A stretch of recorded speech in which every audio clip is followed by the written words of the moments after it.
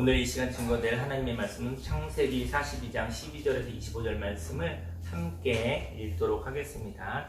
요셉이 그들에게 이르되 아니라 너희가 이 나라의 틈을 엿보러 왔느니라. 그들이 이르되 당신의 종 우리를 열두해줘서 가나안 땅 한 사람의 아들이라. 막내 아들은 오늘 아버지와 함께 있고 또 하나는 없어졌나이다. 요셉이 그들에게 이르되 내가 너희에게 이르기를 너희는 정탐꾼이라 한 말이 이것이니라. 너희는 일하여 너희의 진실함을 증명할 것이라. 나는 생명으로 맹세하노니 너희 막내 아우가 여기 오지 아니하면 너희가 여기서 나가지 못하리라. 너희 중 하나를 보내어 너희 아우를 데려오게 하고 너희는 같이 있으라. 내가 너희 말을 시험하여 너희 중에 진실이 있는지 보리라. 바로의 생명으로 맹세하노니 그리하지 아니하면 너희는 과연 정탐꾼이라 하고 그들과 함께 3일을 가두어라. 사흘 만에 요셉이 그들에게 이르되 나는 하나님을 경외하노니 너희는 이같이 하여 생명을 보존하라.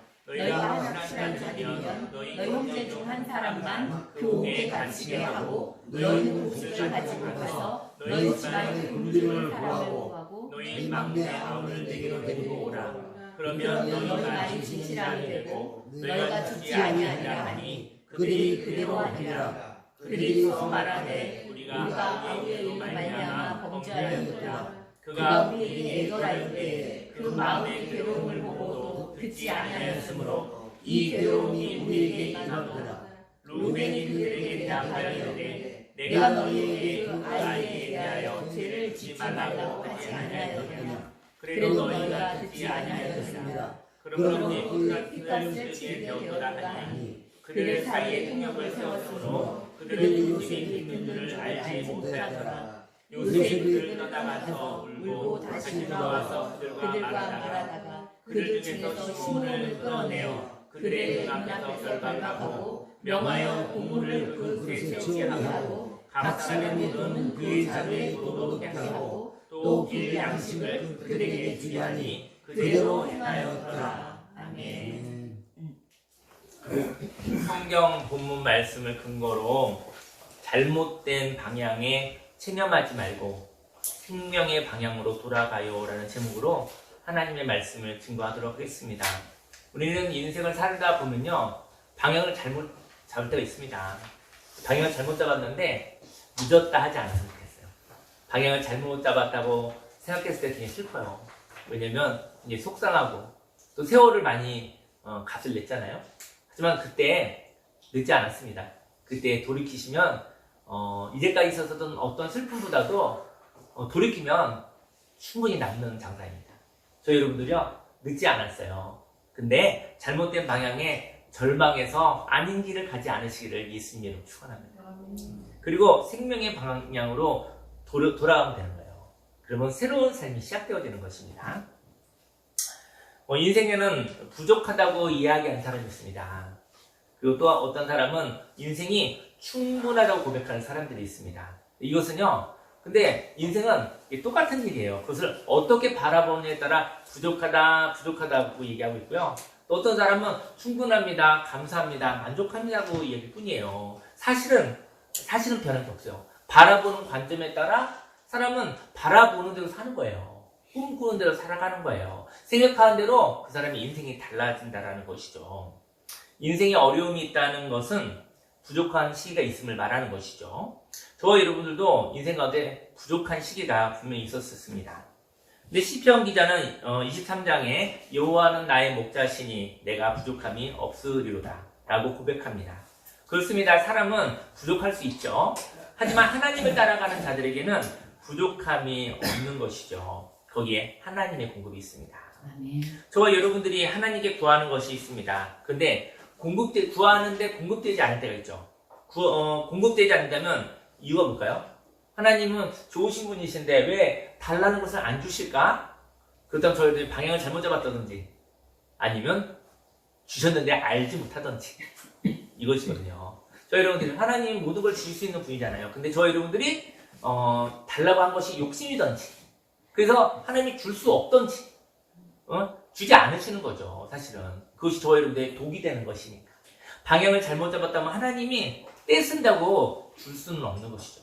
근데 하나님 저는 올바른 방향, 아름다운 방향으로 나아가는데 왜 하나님 주시지 않으시죠? 그렇다고 하면 때가 되지 않았거나 아니면 주셨는데 못 찾고 있던가 일 수 있다라는 것이죠. 그래서 저희 여러분들이 하나님이 주신 것을 저희 여러분들이 발견해야 되는 것입니다. 그래서 감추어진 것을 찾아서 발견하는 것인데요. 근데 숨겨진 것을 어떻게 발견할 수 있을까요? 발견은 깨달음을 통해서 바로 가려진 것에서 눈이 가려진 것에서 이렇게 벗겨질 때 깨달음을 통해서 발견하는 것입니다.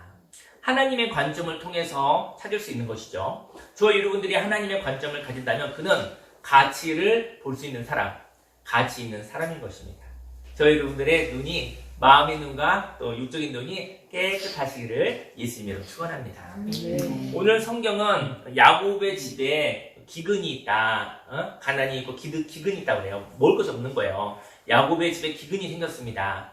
그래서 야곱은 말하죠. 애굽이라는 큰 나라에 가면 곡식이 있다는 소리를 들었다. 저 나라에 가면 곡식이 풍성하다더라. 그 얘기를 듣고 자녀들에게 가서 좀 사가지고 와라. 구해가지고 오라. 그러는 거예요.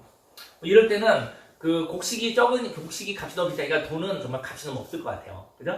돈을 아무리 많이 갖다 줘도 생명의 양식보다는 그 돈 값이 어떤 값이 너무 낮은 것이죠. 말로 돈을 주고 뭐 소중한 걸 갖다 주고 곡식을 사와라 이렇게 얘기를 하는 것이죠.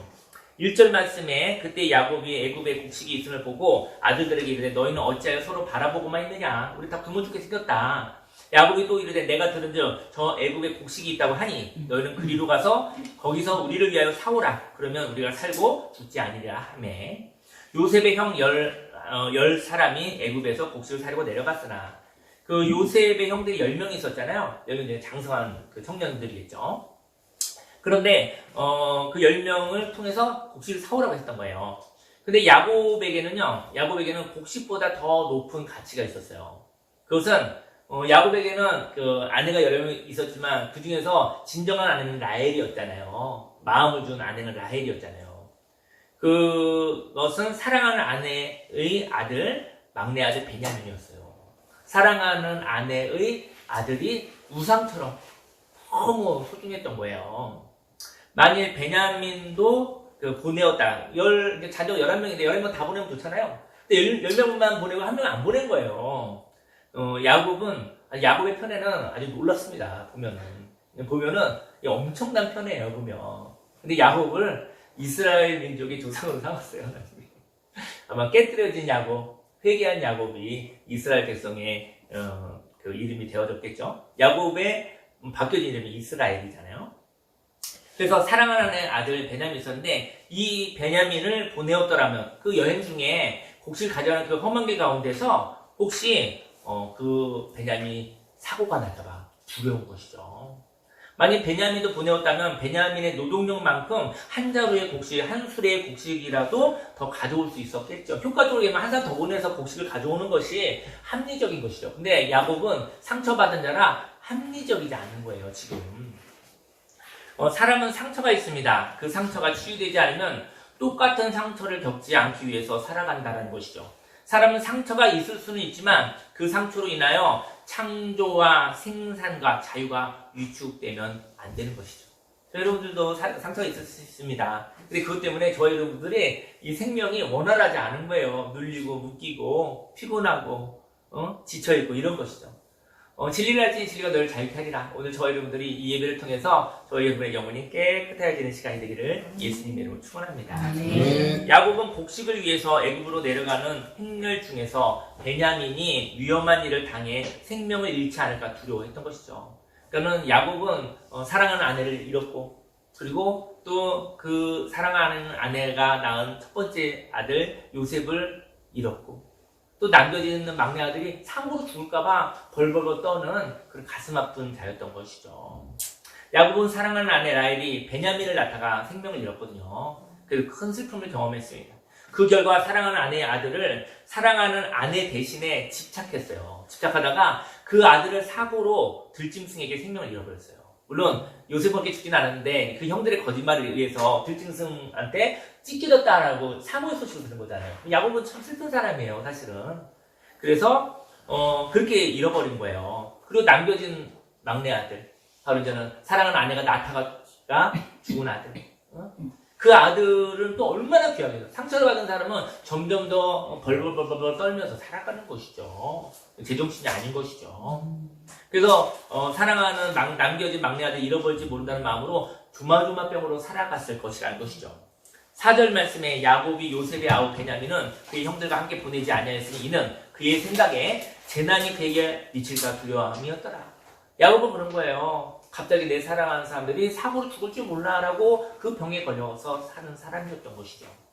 5절 말씀에 이스라엘의 아들들이 양식 사러 간 자 중에 있으니 가나안 땅에 기근이 있습니다. 야곱에 사는 가나안 땅에 기근이 있었던 거예요. 그때 요셉이 나라의 총리로서 애굽의 총리로서 그 땅 모든 백성의 곡식을 팔더니 요셉의 형들이 와서 그 앞에 땅에 엎드려 절하매 요셉이 보고 형들인 줄 아나 모른 체하고 엄한 소리로 그에게 말하여 이르되 너희가 어디서 왔느냐. 형들이 온 거예요. 형들이 10명이 온 거예요. 너희가 어디서 왔느냐 모른 체하고 이르되 곡물을 사려고 가나안 땅에서 왔습니다 라고 얘기하는 거예요. 요셉은 그의 형들을 알아보았어요. 알아보겠죠. 어떻게 모두 알아보겠습니까? 알아보았으나 15년이 지났지만 알아보았어요. 그들은 요셉을 알아보지 못하였더라. 왜냐면 요셉은 죽었다고 생각할 수도 있죠.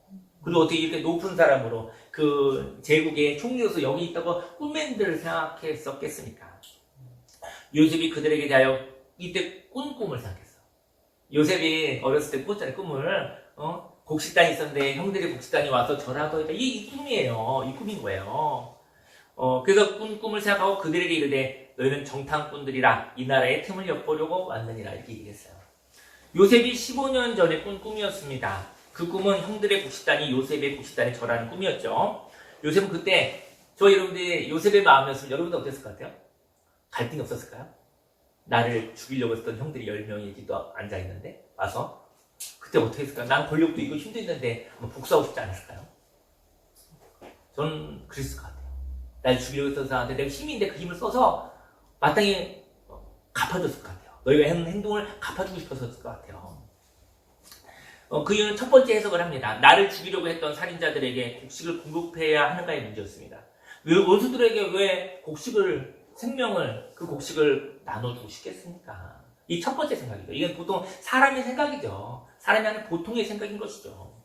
만일 요셉이 지나간 15년의 세월들을 분노와 미움으로 복수해야겠다고 생각을 하며 살았다면, 저희 여러분들의 인생 가운데 누구나 상처가 있을 수 있습니다. 근데 그 상처받은 날부터 지금까지 여러분들은 어떻게 살아갔어요? 만약에 그 가운데 당할 만한 너무나 속상한 일, 억울한 일이니까 어쩔 수 없는 거죠. 근데 우리가 복수의 칼을 가는 거죠. 이게 상식적인 거 아니겠습니까? 만약에 분노와 미움으로 복수하겠다고 생각을 하며 살았다면 그날은 원수를 만난 날이에요. 그날은 원수를 외나무다리에서 만난 사건이었습니다.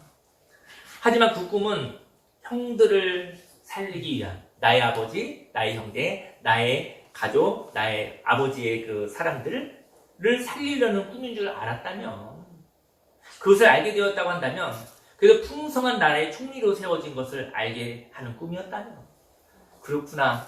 그 꿈은 나의 가족과 내 아버지의 사람들을 살리려는 그런 꿈이었구나라고 생각한다고 한다면, 그때는 복수와 미움과 분노가 되지는 않겠죠. 왜냐면 여러분들의 인생 가운데 어려운 일 있잖아요.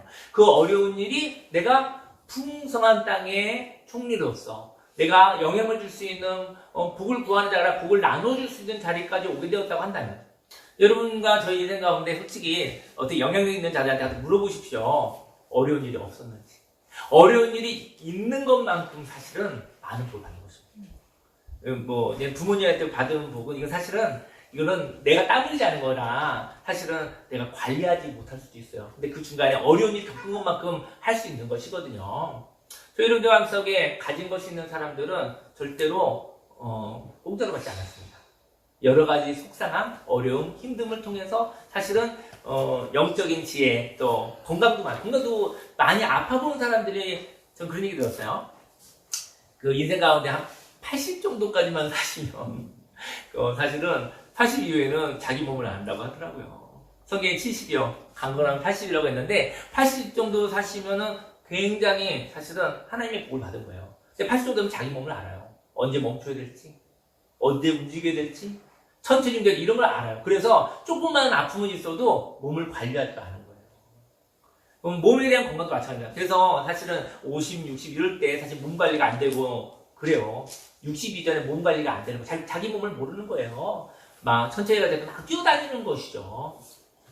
이런 것처럼 인생의 십자가를 통해서 그 십자가 고통과 그걸 통과하여 얻는 하나님의 축복인 것이죠. 물질의 축복도 그럴 것 같고요. 건강의 축복도 그럴 것 같고요. 그리고 영적인 축복은 더 그렇죠. 마음고생을 많이 한 사람만이 지혜를 알고 있는 것이죠.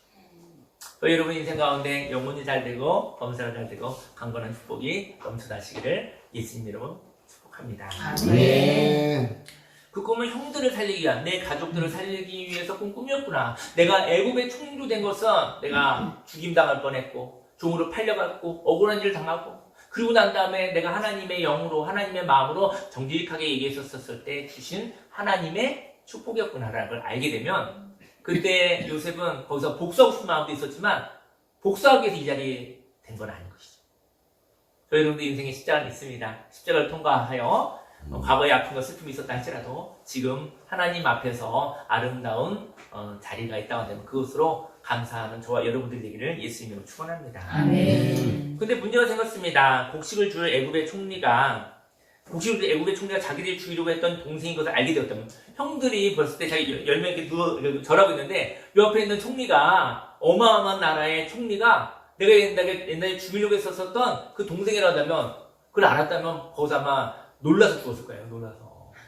사실은 죽이라도 놀라서 죽어버렸을 것 같아요. 무서워서 두려워서. 기절. 만약에 그랬다고 한다면 원수가 힘 있는 권력이 되면 나는 그냥 죽는 거죠. 사실은 한 방에 다 죽어버리는 거죠. 근데 형들은 두려움 때문에 그 곡식을 요셉의 아버지 야곱과 그 동생 베냐민에게 보내는 것이 불가능할 것입니다. 그 10사람 중에서 알아채는 거. 요셉이구나. 그러면 도망가기 바쁘지 않겠어요? 애굽에서 무슨 곡식을 가져가겠어. 나 살려라고 도망가기 바빴겠죠. 그러면 곡식을 구하러 간 곳에 목적이 없는 거예요. 지금 기근을 다 죽게 생겼어요. 지금은 곡식을 구하러 간 것인데 가서 죽임당할지 모르니까 도망가기에 바빴겠죠. 요셉은 편애와 불공평에 의해 시기와 질투로 살인을 저지르려고 했던 형들을 믿을 수 없었죠. 형들은 그럴 수 있어요. 편애를 받으면 사실은 그럴 수 있어요. 불공평이라는 게 그렇게 무서운 것입니다. 그때 시기와 질투와 그리고 죽여버리겠다 이런 것도 있을 수 있는 것이죠. 근데 그 형들을 믿을 수 없는 거예요. 그래서 너희들은 정탐꾼이라고 말합니다. 정탐꾼은 다른 말로 하면 기회주의자라는 거예요. 힘에 의해서 간을 보는 사람들. 그들은 진실한 자들이 아닙니다. 왜냐면 약하니까 힘이 있으면 그 힘을 가지고 이기적으로 살고 힘이 없으면 너무 비굴하게 살고 그런 사람들, 안정감이 없는 사람들인 것이죠. 그들은 하나님의 안정감, 하나님의 보호하심에 대한 확신이 없는 사람들인 것이죠. 요셉에게 있어서 진실한 자란 죄를 지을 수는 있어요. 사람이 죄를 지을 수는 있으나 그 죄의 잘못을 알고 깨달은 자입니다. 그게 진실한 자입니다. 진실한 사람은 어려움이 없었던 자, 넘어진 자가 없었던 자, 그리고 실수 없었던 자가 아니에요. 인생은 누구나 실수가 고만고만합니다. 인생 가운데 죄가 한 번도 안 지었나요? 저희도 죄 알고도 모르고도 지었죠. 하지만 하나님이 볼 때는 그럴 수 있는 거예요. 근데 죄를 깨닫고 돌이키지 않는다고 한다면 그런 간보는 사람, 정탐꾼으로 사는 것이죠. 저희 여러분 삶 속에 인생에 넘어짐이 있고 또 어긋남이 있을 수 있습니다. 그때 하나님을 만나시길 바랍니다. 아멘. 하나님을 만나고 그때 깨닫고 하나님의 말씀으로 살면 그를 우리는 성경은 진실한 자로 얘기를 하고 있는 것입니다. 요셉은 형들이 자신을 죽이려고 했던 것처럼 연로한 아버지가 있죠. 그리고 어린 동생이 있죠. 이 동생에게 형들이 나에게 했었던 것처럼 해코지 하면 어떡하자는 마음이 있을까요? 없을까요? 있을 수 있죠. 요셉도 상처받은 거예요. 왜냐면 나를 죽이려고 했던 저 형이 우리 아버지가 만약에 늙으면 아버지에게 해코지 할지도 모르겠다. 왜냐면 형들이 젊으니까. 어린 내 동생을 갖다가 내 어머니의 내 동생을 갖다가 나한테도 했었는데 우리 아버지는 나에게 또 눈치 없이 편애를 엄청 할 것 같은데 그 동생한테 또 안 할까? 그러면 내 남동생 베냐민도 어디서 가서 죽임을 당했거나 팔려가지 않았을까? 그런 꿈을 꾸겠습니다. 안 꾸겠습니까? 충분히 꿀 수 있죠. 지금 요셉과 그 형들은 관계가 완전히 깨져버린 것이죠. 물론 이제 어머니가 다르니까 그럴 수 있을 것 같아요. 그래서 연로 형들을 형들이 자신을 죽이려고 했던 것처럼 연로한 아버지와 어린 동생에게 형들이 악한 일을 행한 사람인지 알고 싶었던 것이죠. 지금 요셉은 애굽에 와서 총류되어 있지만 내 아버지와 내 동생은 어찌 됐을까가 궁금하겠습니까? 안 궁금하겠습니까? 만약 자신에게 폭력을 행하려고 했었던 것처럼 나의 아버지와 동생이 약할 때 해를 가할 사람이라면 믿을 수 없는 것이죠. 형들이 10명이 와서 절하고 있어요. 저 형들이 어떤 사람인지 궁금한 거예요. 진실한 사람인가 아니면 정탐꾼들인가. 뭐 정탐꾼들이라고 한다면 저 사람들을 위해서 내가 힘을 가지고 곡식을 줬는데 이 곡식을 나눠줄 이유가 뭐가 있겠습니까? 이렇게 정탐꾼처럼 나의 가족을 죽였다면 그 정탐꾼들이 기근으로 죽어갈 때 그 정탐꾼들을 살릴 이유가 없기 때문인 것이죠. 형들은 우리들은 정탐꾼이 아닙니다라고 변명을 해요. 10절에 그들이 그에게 이르되 내 주여 요셉, 내 주여 총리여 아닙니다. 당신의 종들은 다만 곡물을 사러 왔을 뿐입니다. 우리는 다 모든 얘기를 합니다. 우리는 다 한 사람의 아들로서 확실한 자들이니 당신의 종들은 정탐꾼이 아닙니다. 요셉이 그들에게 이르되 아니라 너희가 이 나라의 틈을 엿보러 왔느니라. 13절에 그들이 이르되 당신의 종 우리들은 12형제로 이제 얘기를 하는 거예요. 우리는 정탐꾼이 아닙니다. 얘기하기 위해서 우리들은 12형제로서 가나안 땅의 한 사람의 아들들입니다. 그리고 막내 아들은 지금 오늘 아버지와 함께 있고 또 하나는 없어졌나요? 또 하나는 바로 요셉을 얘기하는 거잖아요. 근데 보니까는 죄를 지은 그 형들도 양심이 있었던 것 같아요. 왜냐면 또 하나는 없어졌다고 얘기했는데 하면 우리들이 죽였습니다라고 얘기는 하지 않지만 그 얘기를 기억하고 있네요. 요셉은 아버지와 동생의 생사를 확인합니다. 일단은 요셉은 아버지가 살아계시나? 동생이 어떻게 됐나? 이게 궁금한 거예요. 15년을 탈려와서. 하지만 아버지와 동생이 어떤 모습으로 살아있는지가 궁금한 것이죠. 14절 말씀에 요셉이 그들에게 이르되 내가 너희에게 이르기를 너희는 정탐꾼들이라 한 말이 이것이니라. 너희는 이같이 하여 너희 진실함을 증명할 것이라. 바로의 생명으로 맹세하노니 너희 막내 아우가 여기 오지 아니하면 너희가 여기서 나가지 못하리라. 내 동생이 어떻게 살고 있는지를 궁금한 거예요. 천덕꾸러기 살고 있는지 아니면 어디 종처럼 살고 있는지 겨우겨우 생명을 부지하고 살고 있는지 그게 보고 싶은 거예요. 그 형들이라고 한다면 충분히 그러고 남으니까 그런 마음이 있는 것이죠. 그래서 막내 아우를 데려와라. 그래야지 너희들 진실한지 내가 알 수 있겠다. 너희들이 이 얘기 뭐냐면요. 요셉이 얘기하는 거예요. 형들에게 당신들이 변했어? 당신들이 한 짓이 어떤 짓인지 알고 있어? 당신들이 시기와 질투와 그런 것 때문에 나를 죽이려고 했었던 일을 어떻게 생각하고 있느냐 물어보고 있는 거예요. 혹시 그것을 실수라고 얘기하고 그것을 죄라고 생각하고 혹시 변했어? 변했다고 한다면 그러면 내 동생에게도 그렇게 하진 않았겠지. 하지만 당신들이 변하지 않았다고 한다면 나에게 했듯이 내 동생에게 폭력을 행사하고 그렇게 했겠지. 내가 당신들이 정탐꾼인지 당신들이 진실한 사람인지 알고 싶다는 얘기를 하고 있는 거예요. 저희 여러분들 인생 가운데 우리는 뭐 이것이 없습니다. 저것이 없습니다. 뭐 이런 뭐 문제가 많이 있죠. 하나님이 물어보시는 건 무엇일까요? 진실한 사람이다.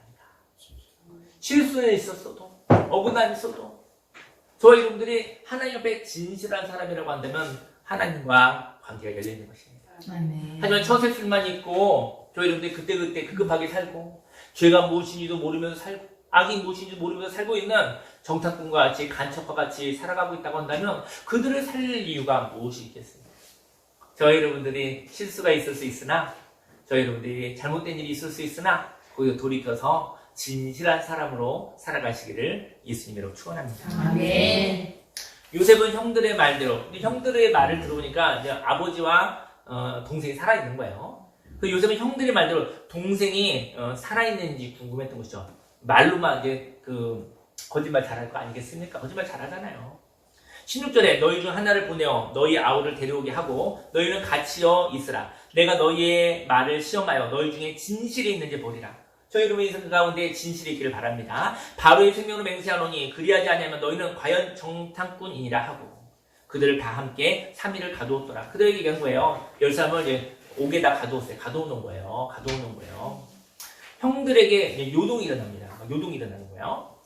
이렇게 억울하게 정탐꾼으로 몰려서 타 지역에서 생명을 잃게 된 거예요. 얼마나 억울하겠습니까? 이 억울함은 요셉이 겪은 억울함이잖아요. 그렇지 않습니까?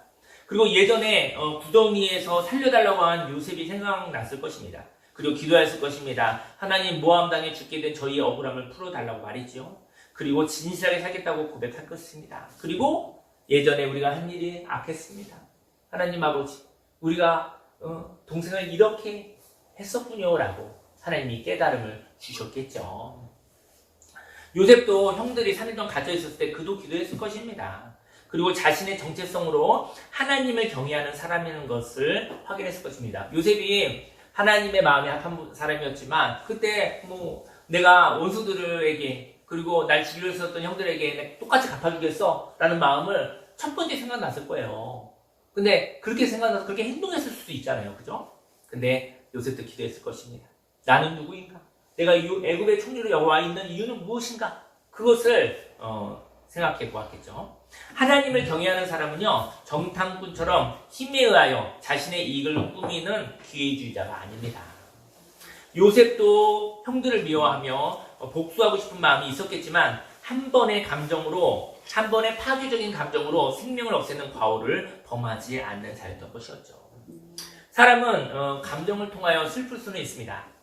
하지만 그 슬픔이 미움이 되지 않기를 예수님을 축원합니다. 그리고 폭력이 되어 살인을 저지르지 않는 사람이 하나님을 경외하는 사람입니다. 저 인생 가운데 여러분들과 우리가 슬픈 일을, 어려운 일을 겪잖아요. 그때 슬퍼할 자연이 있어요. 하지만 슬픔을 하나님께 위로받으시길 예수님을 축원합니다. 그 슬픔이 변하여 미움이 되지 않기를요. 그 미움이 이제 변하여 분노가 되지 않기를요. 그리고 욕심이 되어 죄를 낳고 죄가 사망을 한다고 얘기했잖아요. 여러분들은 슬퍼할 수 있는 자유가 있어요.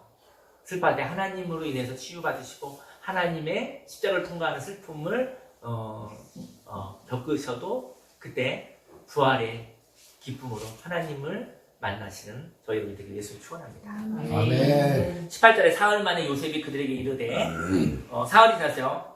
나는 하나님을 경외하오니 너희는 이같이 하여 생명을 보존하라. 하나님의 마음을 얘기하는 거예요. 너희가 확실한 자들이면 너희 형제 중 한 사람만 그 옥에 갇히게 하고 너희는 곡식을 가지고 가서 너희 집 안에 굶주림을 구하라. 너희 막내 아우를 내게로 데리고 오라. 그러면 너희 말이 진실함이 되고 너희가 죽지 아니하리라 하니 그들이 그대로 하니라. 요셉의 이야기를 계속 묵상하게 되나요? 요셉은 형들의 회개를 보았습니다. 회개를. 21절 볼게요. 21절에 그들이 서로 말하되 우리가 아우의 일로 말미암아 범죄하였도다. 형제가 10명이서 얘기하는 거예요. 그가 우리에게 애걸할 때 그 마음의 괴로움을 보고도 듣지 아니하였으므로 이 괴로움이 우리에게 임하도다. 하나님이 경험케 해주시고 깨닫게 해주시는 거죠. 루벤, 그 큰아들이거든요. 큰형이 루벤이 그들에 대하여 이르되 내가 너희에게 그 아이에 대하여 죄를 짓지 말라고 하지 아니하였더냐. 그래도 너희가 듣지 아니하였느니라. 그러므로 그의 핏값을 치르게 되었도다 하니. 그들 사이에 통역을 세웠으므로 그들끼리 막 이런 아마 히브리 말로 자기들 얘기를 하는가 봐요. 근데 통역을 세웠으니까 자기들끼리 막 얘기하겠죠. 우리가 한국말로 영어 이렇게 이런 거 같이. 근데 얘는 요셉은 다 알아듣잖아요. 근데 애국 사람들은 이 사람들끼리 수근수근 하는구나 이렇게 얘기했지만 다 듣잖아요. 그들은 요셉이 듣는 줄을 알지 못하였더라. 요셉은 형들의 회개가 그 눈물이 진정한 회개인지 시험하고 싶었습니다. 여러분들 회개와 후회가 다른 거 아시죠? 후회를 하면 방향이 변화가 없어요. 후회하고 나서 다시 그대로 삽니다. 속상해 이러고 나서 그냥 그대로 사는 거예요. 회개는 그 속상함과 함께 방향을 바꿉니다. 방향을 바꾸니까 새로운 삶인 거예요. 근데 요셉은 형들이 회개를 했는지 후회를 했는지 알고 싶은 거예요. 죽게 생겼으니까 후회를 하겠죠. 근데 회개를 한 것이 후회를 한지는 알 수가 없는 거예요. 요셉 자신을 죽이려고 하고 종으로 팔아 넘기는데, 근데 거기에 시몬이라는 게 둘째라고 하더라고요. 루벤 바로 밑인데, 그래도 루벤은 좀 연약한 장남이지만 그러지 말자 했지만 둘째가 좀 이렇게 좀 거칠었던 것 같아요. 그 시몬이 가장 난폭하고 주동적으로 요셉을 이렇게 죽이려고 앞장선 것으로 추정이 된대요. 그때 요셉이 시몬을 딱 선택을 합니다. 시몬을 남겨놓고 가라요. 오지 않으면 모르겠어요. 살지 못할 것 같긴 해요. 선택합니다. 24절에 요셉이 그들을 떠나가서 잠깐 울고 왔어요. 다시 돌아와서 그들과 말하다가 그들 중에서 시므온을 끌어내어 그들 눈앞에서 결박하고 명하여 곡물을 그 그릇에 채우게 하고 각 사람의 돈은 그의 자루에 도로 넣게 하고 또 길 양식 그들에게 주게 하니 그들을 행하였더라. 인생에는 회개가 필요합니다. 회개는 방향을 바꾸는 것입니다. 새로운 관점을 갖는 것입니다. 사람이 후회가 있다고 하지만 그대로 사는 사람이 있습니다. 저는 오늘 예배 중에서 저희 여러분의 속에 바꿀 만한 일이 있으면 하나님 저를 변화시켰어요 라고 기도하지만 방향을 바꾸셔야 됩니다. 방향을 바꾸자 하는 것을 자꾸 변화되려고 하면 안 돼요. 바라보는 방향이 달라야 돼요. 하나님 관점을 바꾸시면 마음이 바뀌어요. 근데 관점을 안 바꾸고 계속 뭐가 보고 있는 거예요. 악한 것을 보는 거예요. 더러운 것을 보는 거예요. 보는 것에 의해서 마음이 생성이 됩니다. 바꾸십시오. 맑고 밝은 것을, 아름다운 것을, 즐거움을 바꿔보십시오. 그러면 우리 그렇잖아요. 우리 신앙생활하면서 인생을 살면서 마음을 바뀌면 하겠다는 거잖아요. 근데 우리 관점을 바꾸지 않고 마음을 바꾸려고 하면 얼마나 힘들겠습니까? 여러분이 아름다운 것을 보면 마음이 아름다운 것을 봅니다. 그렇죠? 한번 밝게, 맑게, 아름답고 소중한 것을 바라보시면 어느새 마음이 바뀌어져 있는 것을 알게 됩니다. 하나님을 바라보십시오. 하나님의 생명이 저 여러분들에게 선물로 주어질 것입니다. 아멘. 사람이 후회하고 있다고 하지만 그대로 사는 사람이 있습니다. 인생의 슬픔을 당하고 난 뒤 진리의 방향으로 변화가 있기를 원합니다. 아멘.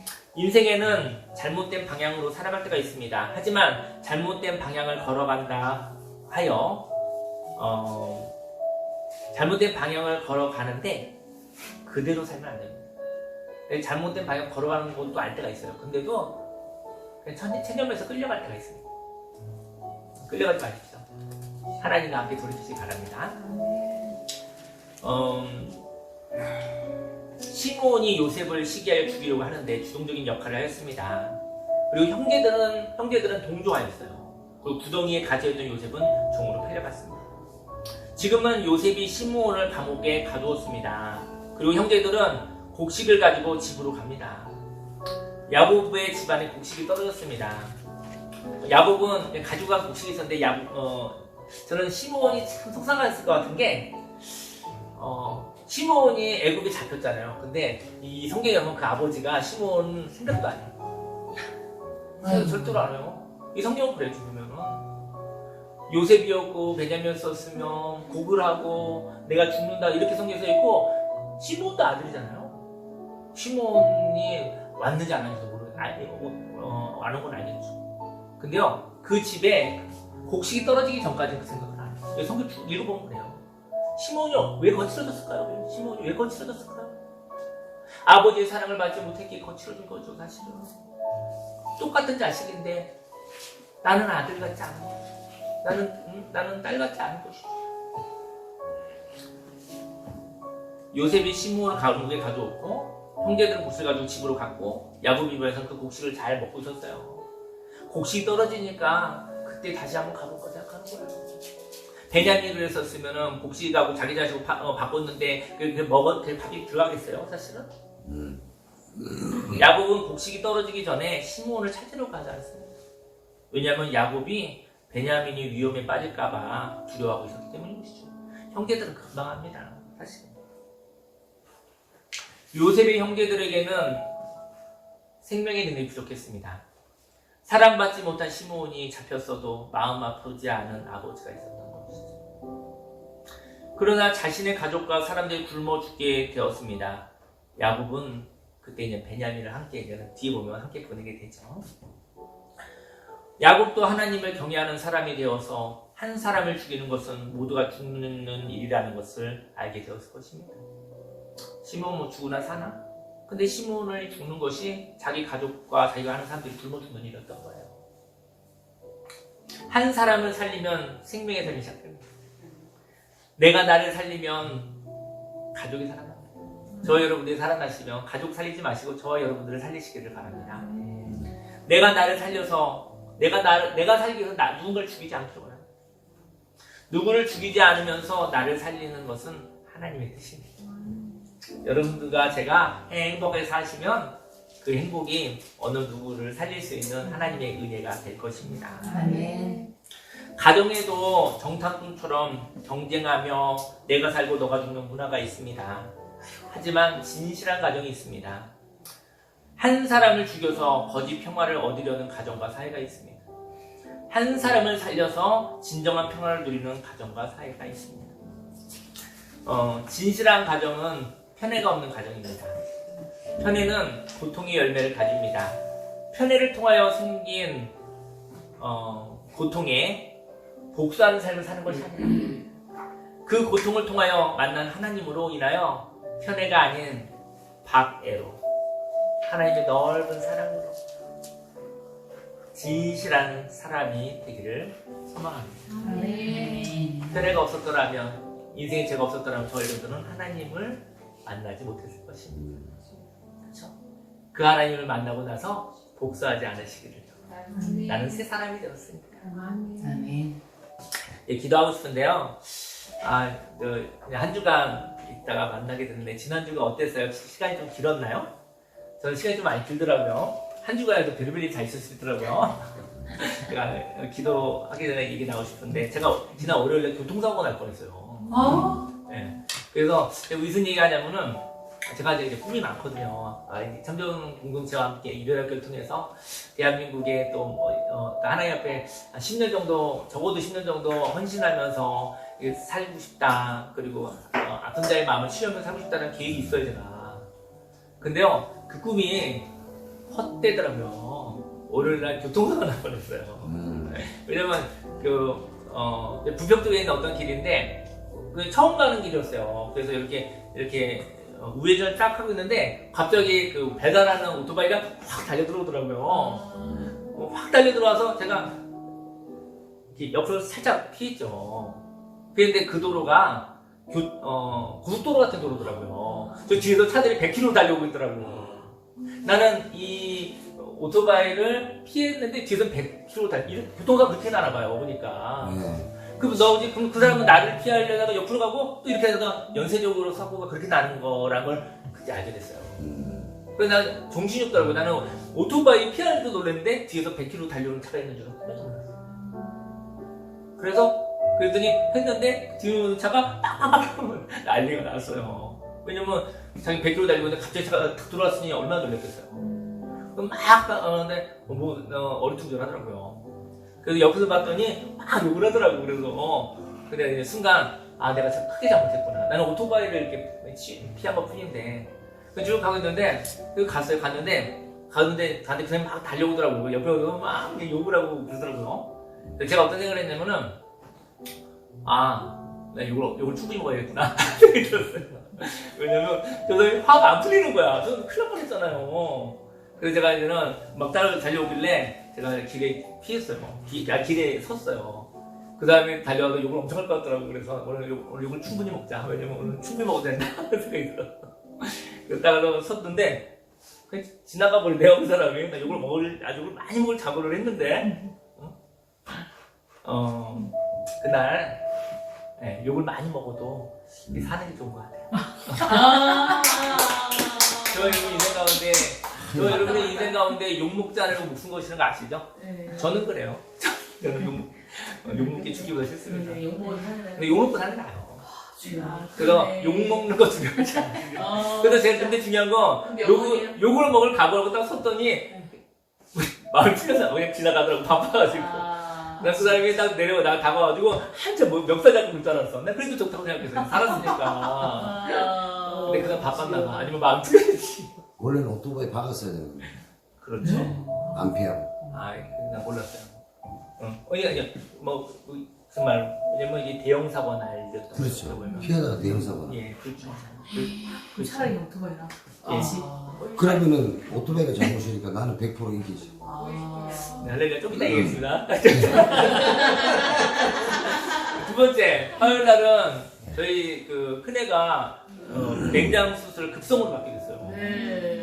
그래가지고 밥 먹으러 한번 가려고 했더니 맹장 수술 갑자기 하게 돼가지고 밥 못 먹고 그냥 병원 갔다 와서 이렇게 했는데 그것도 얼마나 고마운지 모르겠어요, 사실은. 왜냐면 터지기 전에 어쨌든 해서 어쨌든 됐다고 하니까 감사하고. 그리고 또 알코올 중독자 모임에 한번 다녀왔어요. 근데 정말 알코올이 이렇게 중독이 돼서 잘 안 되는 사람들이 그 모임에 와서 얘기를 나누면서 이렇게 서로 회복하는 모습을 봤는데 모양새가 우리 교회하고 비슷한 느낌이 있더라고요. 약간. 그래서 그러니까 이렇게 마음의 얘기를 나누고 또 이렇게 서로 지지하고 이러고 판단하지 않고 이런 모습들이 그런 모습도 보았고요. 함께 기도하고 싶어요. 기도하고 싶으면 저와 여러분들 또 오늘 또 우리 함께 주일날 만났으니까 또 행복한 교제 나누시고 사실은 그 하루하루가 당연히 있는 건 아닙니다. 그죠? 또 이렇게 우리 주일날 일주일에 한번 만나는 이 시간도 우리가 하나님 주신 선물이에요. 오늘 즐거운 날이 되시길 바라고 그리고 저와 여러분들의 삶 속에 하나님을 만나 하나님의 말씀도 살면 좋겠어요. 저와 여러분들의 아픔이 없었다면 하나님 만나지 않을 거예요. 그냥 만나서는 모양은 달라도 세상이 답을 내주지 않는 그런 아픔이 있었기 때문에 우리가 하나님을 인격적으로 만난 겁니다. 근데 하나님을 인격적으로 만나고 난 뒤 우리가 복수하는 사람이 되지 않기를 예수님 축원합니다. 아멘. 하나님을 만난 뒤에 하나님으로 살죠. 뭐 하나님의 방식으로 살아보죠. 예, 그런 자가 되기를 예수님 축원합니다.